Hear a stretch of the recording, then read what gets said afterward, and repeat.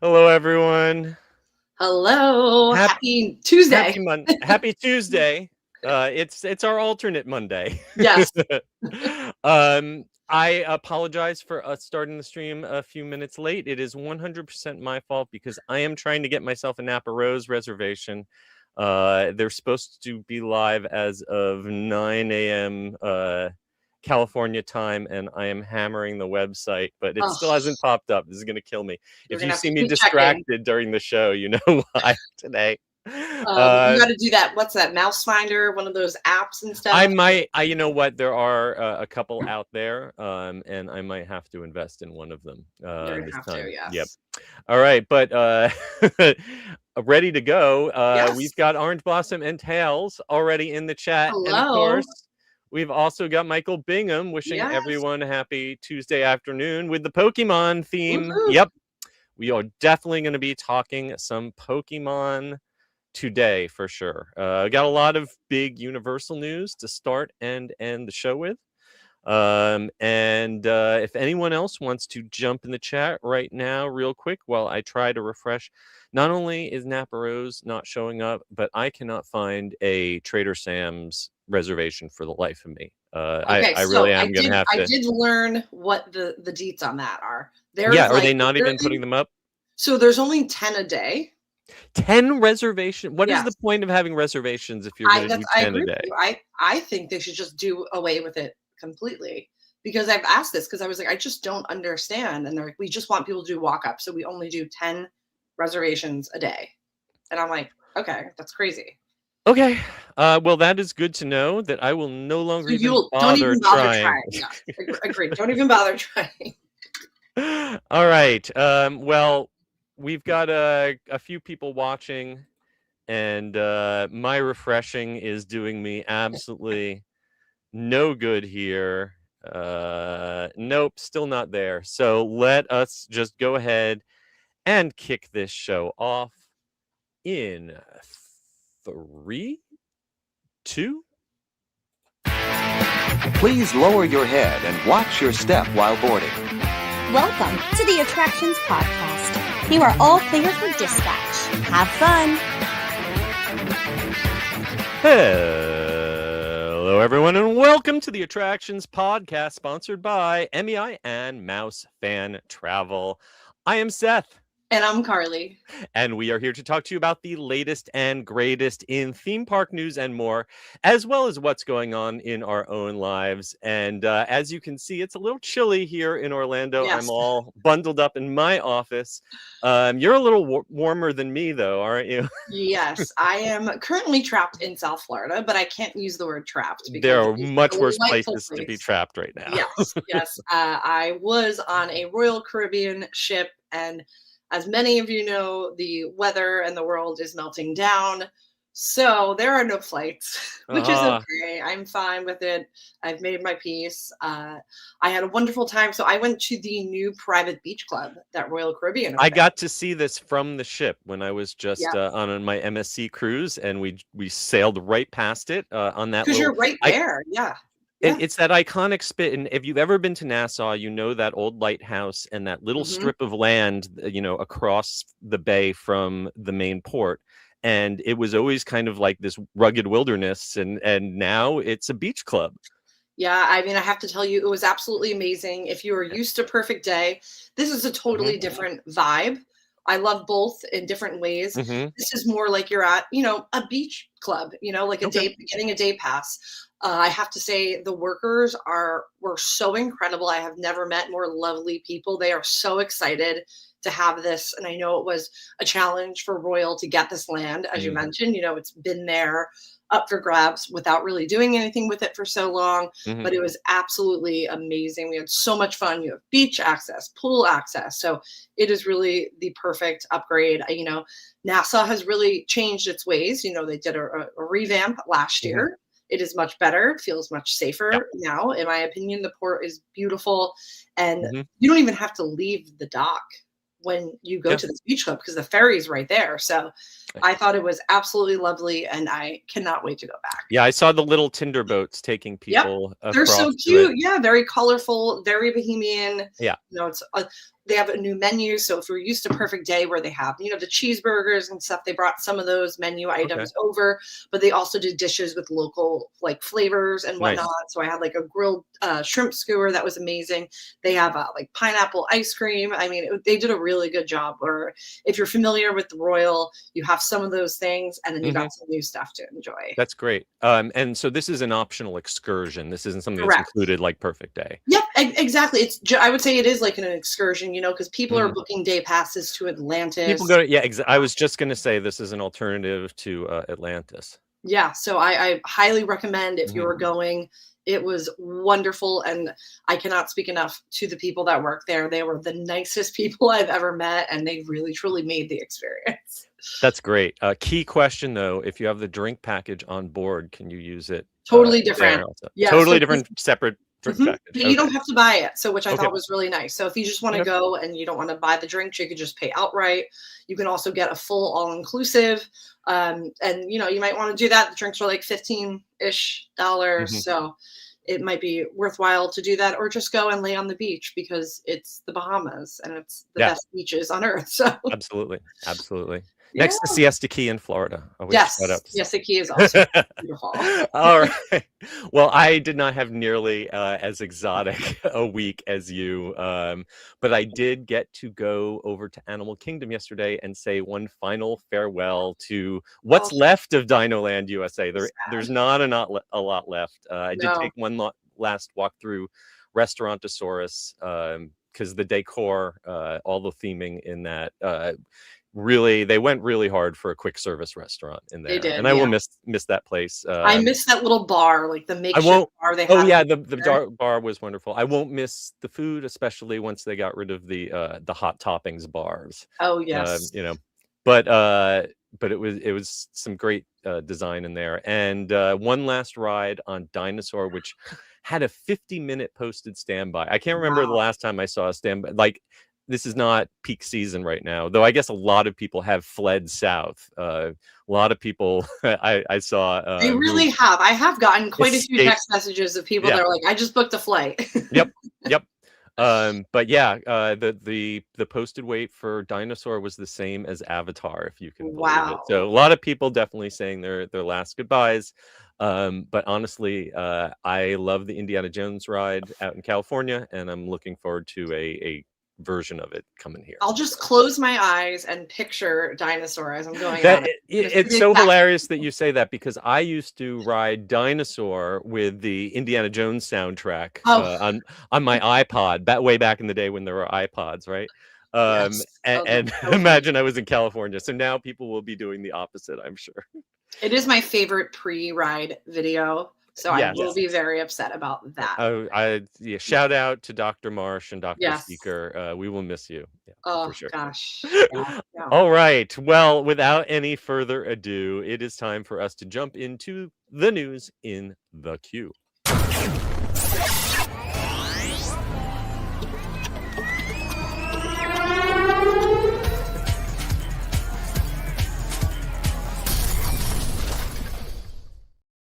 All right, first up, we are starting at the Universal Orlando Resort, where the worst kept secret in the theme park industry has been revealed.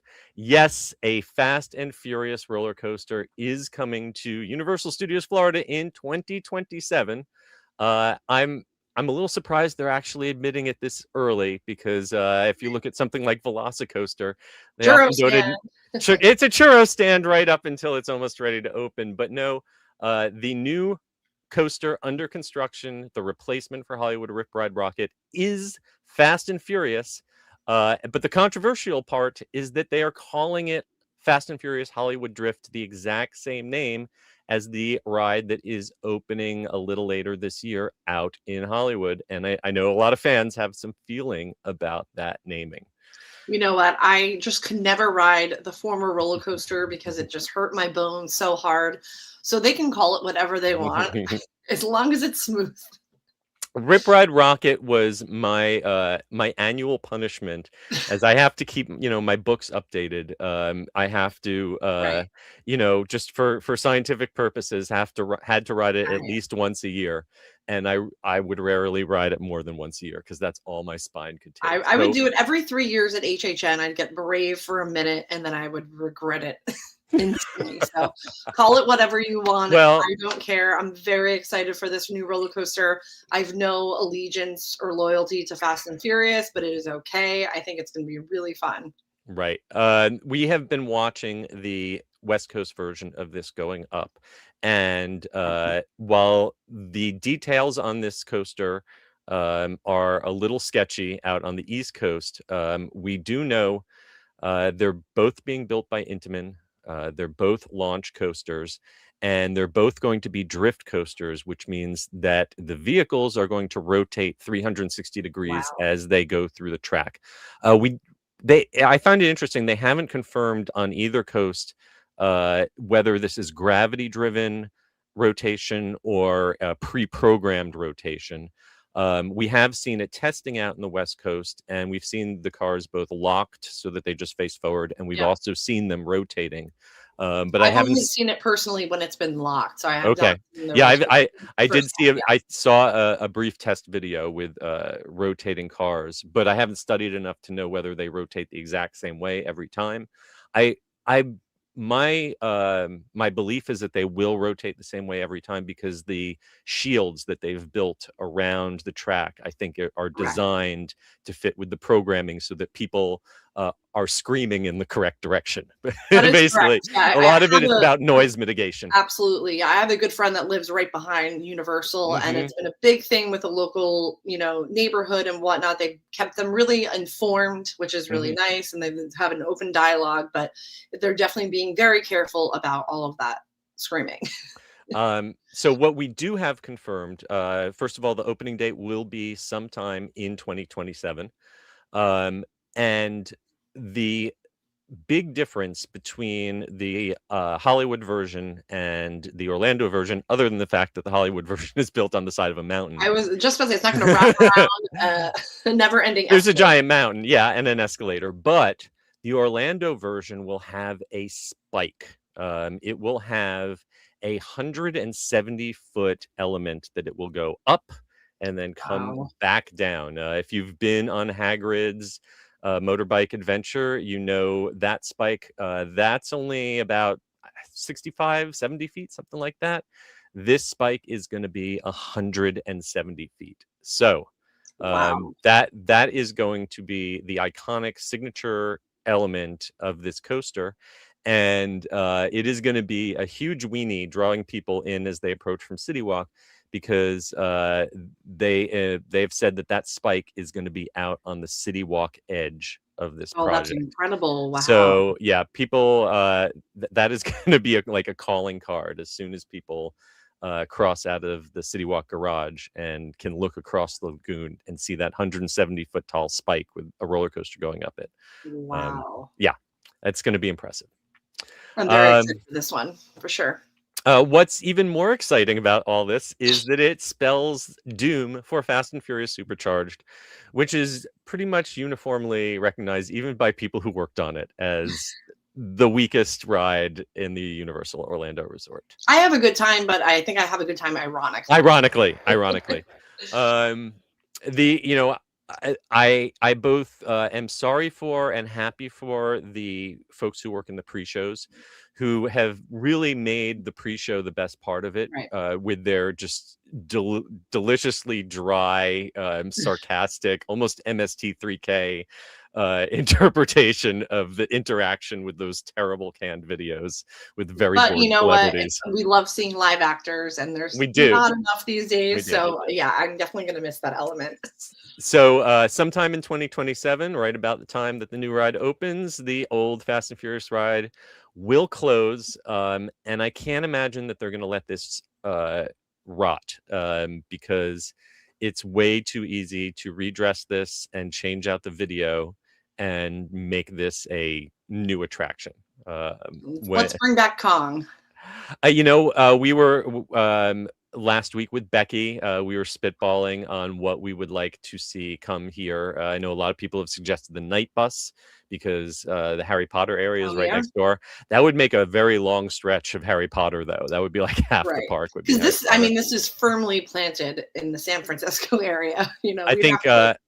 I think Yeah. Kong is definitely a favorite. I think the problem is that for every person who says it should be Kong, there's someone else who says it should be Back to the Future, or someone who says it should be Ghostbusters. So my vote is for all of them, that we just do like the fantasy version of the Universal Studios tour, where you It's go actually a through great recreations idea. of all Yeah. the old rides.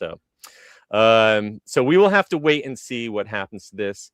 I wouldn't be surprised though if it's something that can also go into the California version of the studio tour, because that they closed their Supercharged, and they don't really have a finale to the studio tour. It just kind of Right. You ends just with a drive whimper now. off. Yeah. So something that would be appropriate for both coasts, save some money on the development. I can definitely see that happening. So we're happy about all that. I am thrilled Yes. about all that. New high-speed coaster, great. But why is it called Hollywood Drift? It Yes. can't be based on the geography of where it's going in the park, because as hard as I look at the map of Universal Studios Florida, I cannot figure out how you justify saying it's in the Hollywood area of the park. It should be called San Francisco. Well, even San Francisco side of the park, it's got a big block of New York in between. True. It's if they'd called this Manhattan Drift, even though I don't think the franchise has ever really spent much time in New York City, No. because the tracks are all behind and around the buildings in the New York area of the park. From what we can tell, where they're gone vertical, they're building a new building that's like right between the New York Public Library and the back of the old Ghostbusters firehouse. Wow. So once upon a time, that whole area where Hollywood Rip Ride Rocket was, and the Music Plaza stage, that was called Hollywood back before that street became Minionland. But Maybe it'll be Fast and Furious Minion Drift. oh, Minion Drift.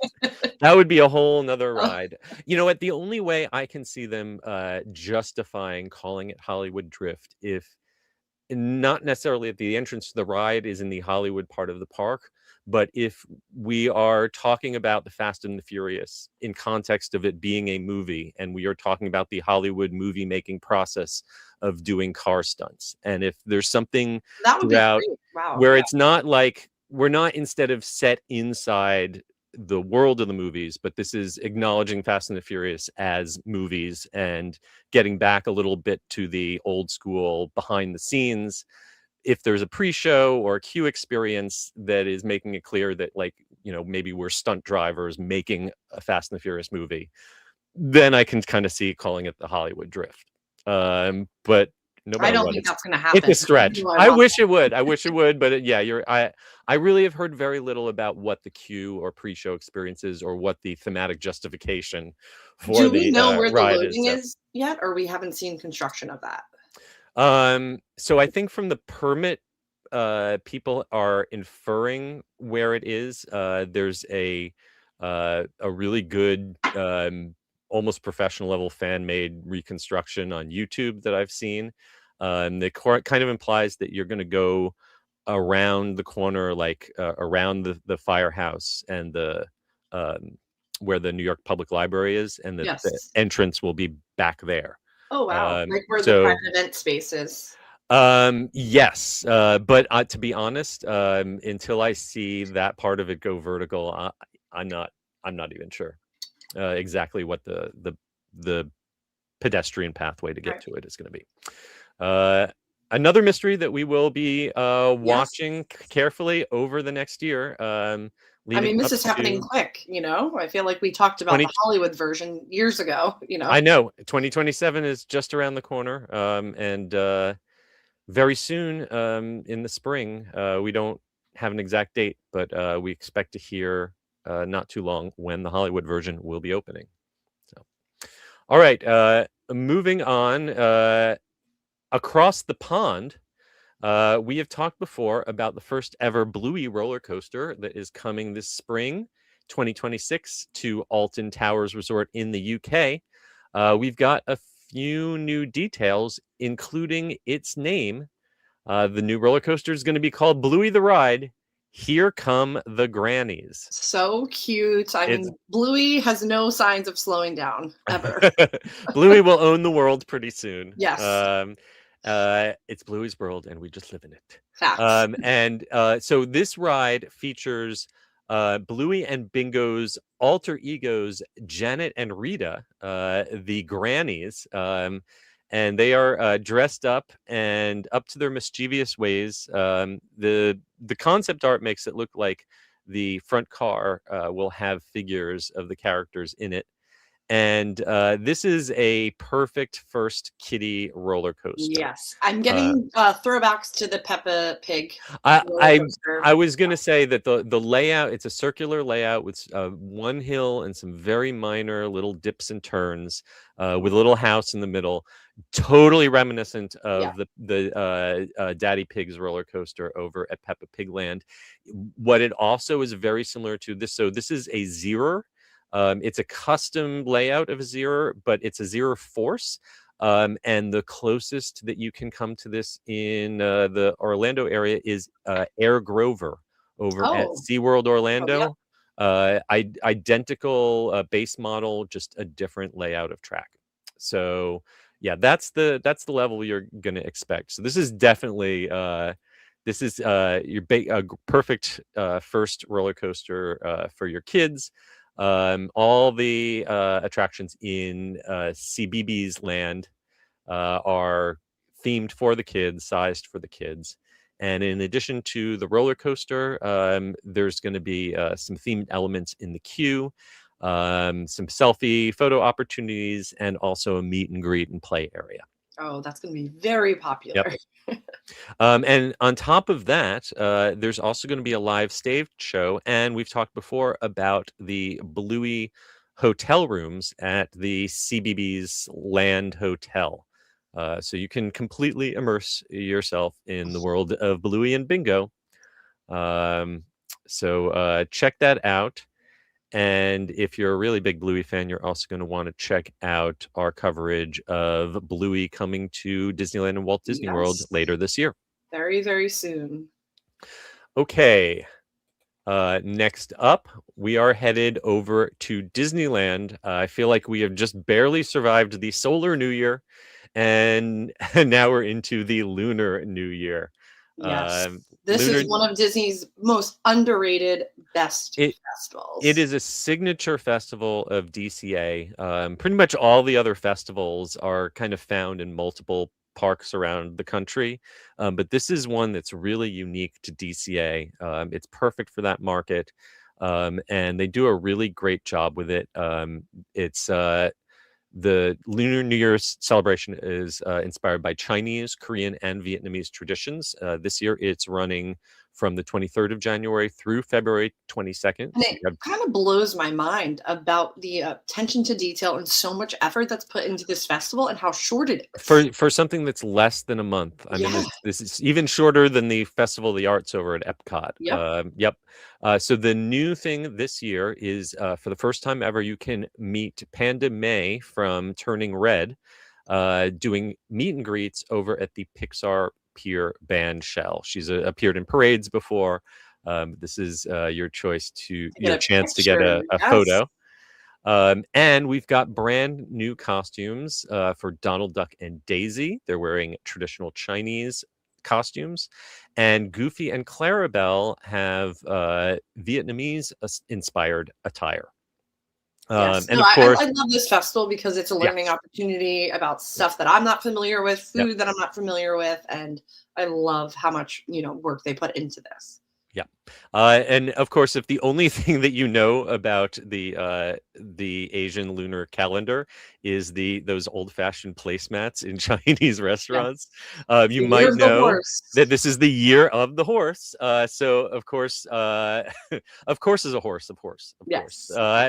Horace Horsecollar is going to be leading the procession Mulan is, of course, the headline star of the Lunar New Year procession. Chip and Dale are also be joining in wearing Chinese-inspired outfits. And to top it all off, they bring back the 6-minute Mulan and Friends Hurry Home Lunar New Year celebration pre-show that kicks off World of Color happiness. Yes, no, I love it. There's so much. And my favorite part, of course, is the food. So many Absolutely. amazing new and returning items. And it's really so good. I mean, the DCA festivals are quite amazing because they just have a little bit less of a craziness that the Epcot festivals have. You know, it's really hard to explain. And especially this festival. It's just so solid. Well, and Epcot, you know, they're huge, but we usually get it over a turnover of maybe 20-25% of the items each Right. year.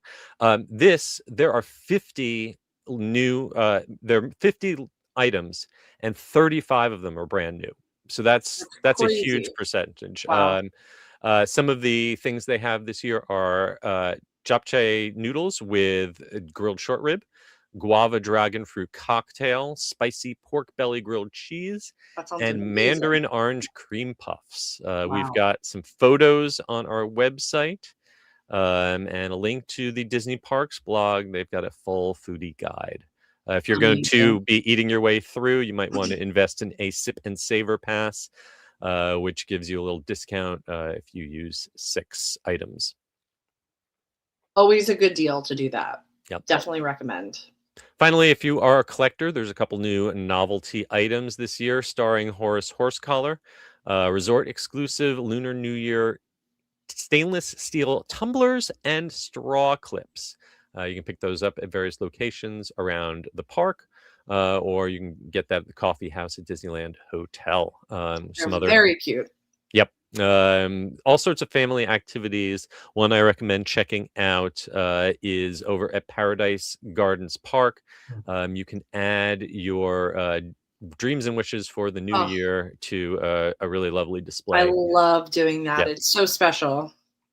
All right. Well, you can check out all the details at attractionsmagazine.com. And of course, our friends from MEI and Mouse Fan Travel can help you get out there before it all ends on the 22nd of February. All right.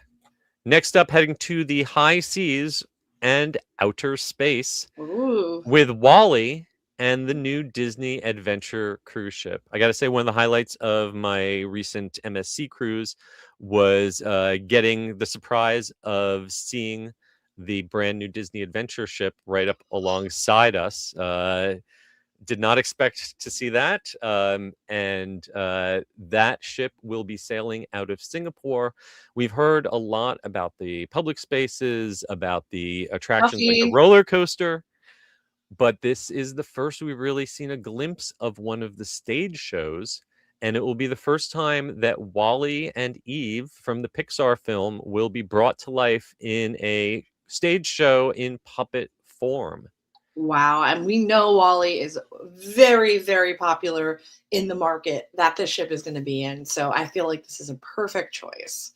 We've got some still shots grabbed from the social media video that was posted on January 2nd. Don't have a lot of details, but we know that the show is going to be titled Remember, and it's going to feature both Wally and Eve, but it's not just a retelling of Wally. It's kind of like a sequel / variety show. Ooh. So the idea is that Eve has gone out for a long mission, but she's hit with a power surge, and just when she and Wally are reuniting, she reboots and loses her memories. So Wally has to enlist the help of heroes and princesses from various Disney Pixar films, including Coco, Little Mermaid, and Aladdin, to help Eve regain her memory through the magic of music. Wow. I mean, this is such a departure from Disney Cruise Line, because we just see basically musical adaptations of films. I was going to say we've seen a lot of kind of book report, retelling the story with a few Which I'm not little mad about. I Broadway do stars, love those. which Yes. they do those very, very well. But this is a very interesting mashup. I'm always thinking like the Brady Bunch Star Wars Variety Hour kind of thing, where we take characters that would never ever exist in the same space and we bring them together. So the concept art, we can see Wally and Eve portrayed. It's a little hard to tell whether Wally is an animatronic or a puppet or some sort of mix of the two. We can see that Eve is a puppet with a puppeteer, much like what we see in the Finding Nemo musical at Animal Kingdom. Yeah. And they kind of have a little platform center stage, and it looks like they're going to be surrounded by live actors and sets. I mean, it looks So adorable, and I'm sure it's it's really funny. and I'm sure it is really it's going to be a big hit on that ship. I think the ship's going to be a big hit for that market. They've really not seen anything like this before. Oh yeah, the food And looks absolutely amazing. I cannot wait to maybe someday do this. I've never been to Singapore, but I would love to. and I got to say that just the interest, even from American Disney cruise fans who will probably never ever ever sail on this ship, Yeah. is insane. I posted a reel of the ship, and normally I get a couple thousand views. I'm about to hit 400,000. Amazing. I've Yeah, never there's a lot of like interest. Yeah. literally 100 times more than anything I've ever posted. So And it's so funny people because care this about ship the is ship. not for us, No, like, that's the thing. And a lot of probably a lot of the people watching my reel or hate watching it. yeah. But there's also a lot of people who might want to be planning a trip all the way halfway around the world just to sail on this ship to see it. And this is like a It mega is ship too. It's it huge. is really impressive seeing it up close. Absolutely. All right, and next up, heading back to the world of Harry Potter. Believe it or not, the first film is turning 25 years old, We're making old. me feel so ancient. And in I celebration, remember reading the books in school because it was like everyone was doing Yep. it. Yeah, I can remember the midnight release parties, Oh. the craze, even before the movies were a big hit.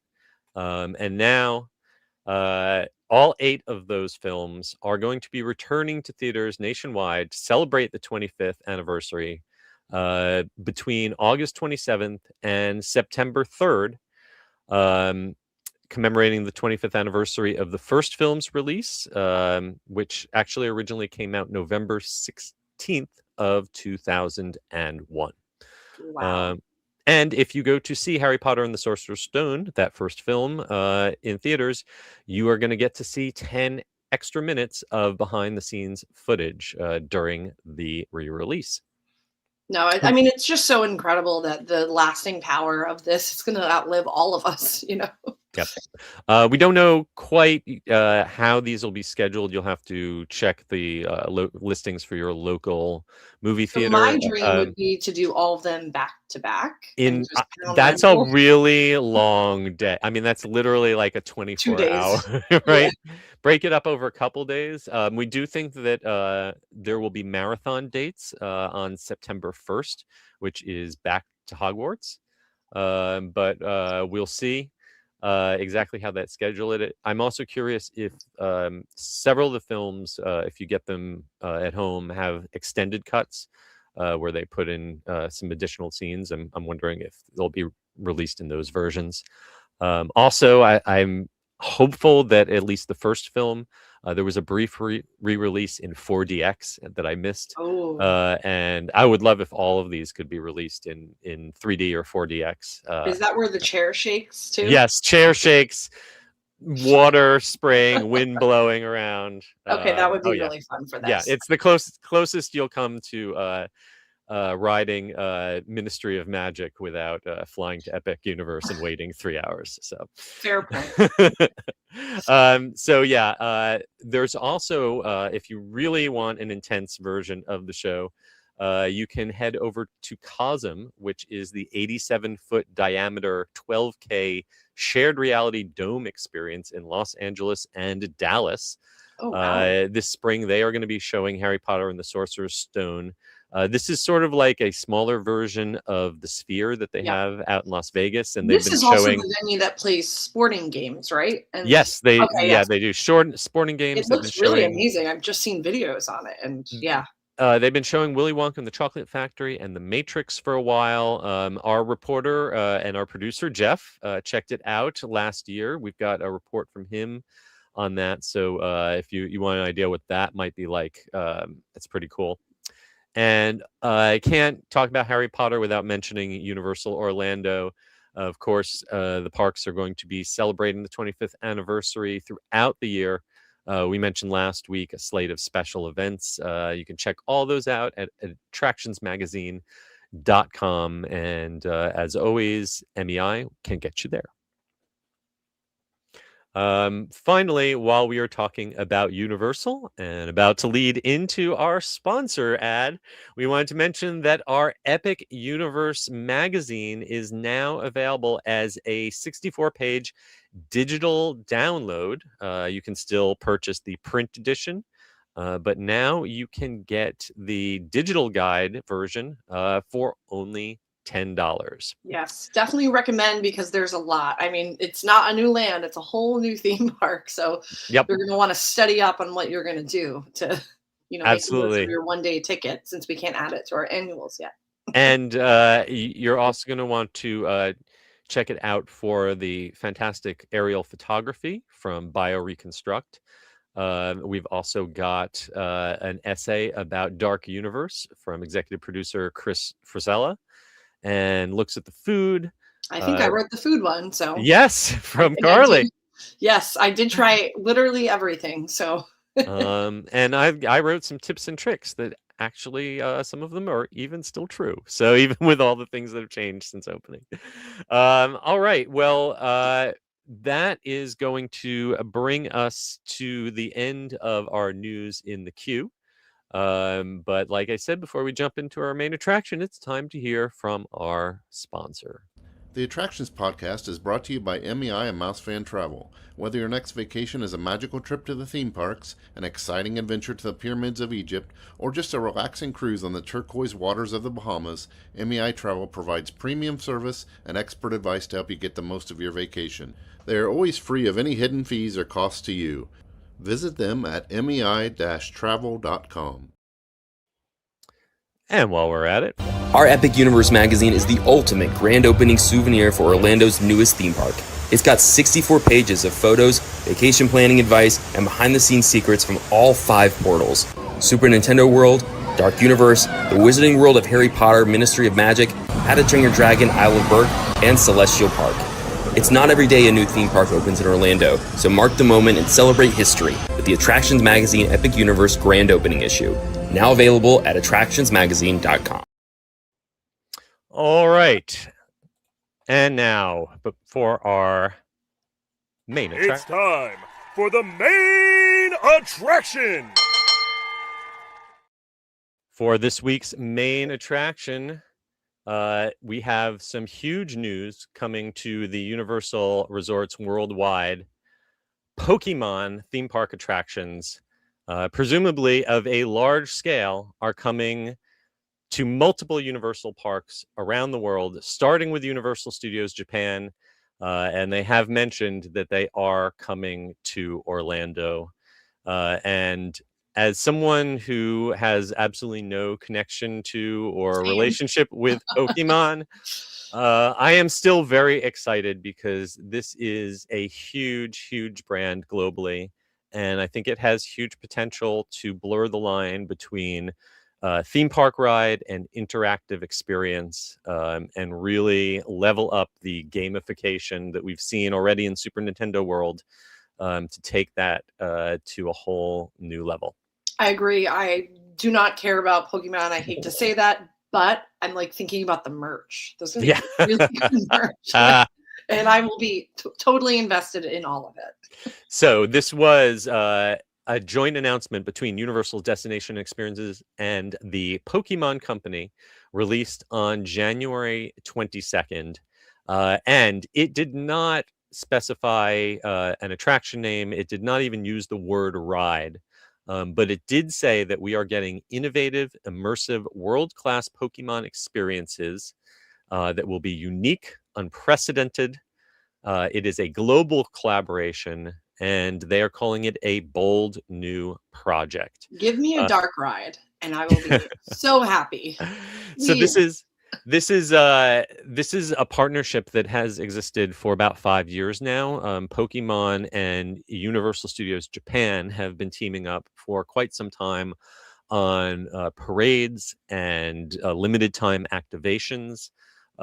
We've seen Pokemon characters doing appearances in Japan, but this is going to be a much bigger project, and it's not going to just be in Osaka. They said it will be in other destinations around the world. So we've got some quotes from Mark Woodbury about collaboration and shattering guest experiences. We've got, not even like concept art, just kind of logos. Yeah. But we've got plenty of speculation, and it's pretty well confirmed, even though not explicitly, that this is what is replacing the former Spider-Man attraction. Yeah. Over in Universal Studios Japan. And if you don't know, they had a clone of Islands of Adventure's Amazing Adventures Spider-Man ride, but it was where Revenge of the Mummy is in Florida. So basically, this is going to take out the whole of the New York area, where we're assuming that what was the New York area in Japan is going to be Pokemon with a big indoor dark ride and various streets, shops, restaurants, whatever surrounding it. Very interesting, but it seems very fitting. Yeah. I have not heard anyone suggest that this is going to replace anything in Universal Studios Florida, though. Everyone seems to be betting on this going into Lost Continent at Islands of Adventure. We know. Does that work with Mythos? It well, you know what? I think that we could somehow redress the outside of Mythos and come up with some. As long as we don't say that we are serving Pokemons inside the restaurant. I was just about to say there's going to be a tomato Pokemon soup and grilled cheese. Oh yeah, I don't want roast Pikachu. No, that's not happening. Oh my god, Pikachu ceviche. Oh, tastes like chicken. Anyway, crazier things have happened. So that would be like eating bacon at Peppa Pig Land. That's just wrong. No, but all eyes are on those demolition permits. We know that the Poseidon's Fury and the old Sinbad Stadium are going away. I noticed when I was out there most recently that they finally turned off the waterfalls on the outside of Poseidon's Fury, and they've got some more construction walls outside the exit. So yeah, that's pretty much doomed. And what's interesting is I saw someone use Google Maps to overlay the footprint of the New York area and Japan over where Lost Continent is, and it fits very nicely. Wow. So okay. This is exciting. So yeah, I would expect whatever we see announced coming to Japan, something very similar to be imported here to Florida. And that frees up the expansion plot in Epic Universe that's right next to Super Nintendo World, which at one point there was some thoughts that might be Pokemon, and that a lot of the original speculation was that Legend of Zelda was going to go into Lost Continent. Because we have the Zelda in the stained glass in Super Nintendo World, so come on. All signs are pointing that Pokemon is Lost Continent and that Epic Universe gets Zelda. Ironically, way back when, the original plan that I understood it was Pokemon was supposed to go into where Simpsons is now. And that plan obviously I think is fallen by the wayside. So I think Simpsons now might have a little bit of a reprieve. It could stick around a little bit longer. Oh So, no. well, I mean, they've got their hands full. They've got the new Hollywood Drift Coaster and whatever replaces Supercharged. They've got Lost Continent. They've got whatever goes in next to Epic Universe. I think it might take a little time for them to work their way back around to Yeah, Spring, I'm sure that back is around not to a Springfield. priority right now. Yeah. Yeah. And people still love it. I mean, I'm Yeah. always cracking up at Universal Studios Hollywood because that wait time is always insane. People love The Simpsons, you Yeah. know? So Yep. And with a new movie coming out, I could certainly see them maybe re-rendering the ride film so that the CGI looks a little more current. But other than that, yeah, I think they'll milk those, yes. milk the Homer And and they the can gang as long because as they can. people love it. This, of course, is not the only Pokemon theme park project that we have talked about. Poke Park Kanto is opening in 2026 in Yomuriland near Tokyo, Japan. Just a couple hours bullet train away from Osaka. This is going to be a carousel, a Dumbo style spinner. This is definitely a much more modest project, not the kind of e-tickets that we are going to expect from Universal. So very exciting time if you are a Pokemon fan, and we will keep you posted on this project as it develops over the next few years. Very exciting.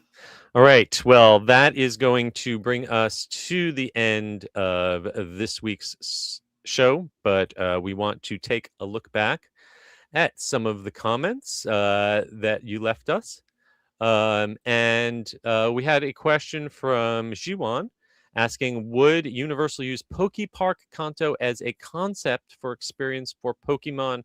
I believe that this is being developed completely independently from that project. They have their own creative folks, and I think they are going to be looking on a much bigger scale. Yes, it's giving me like the vibes of that Sanrio Land, where it's much smaller, more intimate, But I wouldn't be surprised if Universal sends some of their employees over to observe guests there to see, especially if they're interactive elements, how people relate with them, and kind of spy on how that does and take any learnings from that. and I'm sure it's going to do very well. And we've got a message from Brian Sager, who is back from Alani. I feel so sorry for your jet lag. Yes. But yes, it is. He's reminding us that Pokemon Park is opening up February 5th in Tokyo. He also relates it to the Studio Ghibli Park that they've got there. And you're engaged. Congrats. Mazel Tov got engaged at Dodgers Stadium. Epic. Congratulations. Well wishes.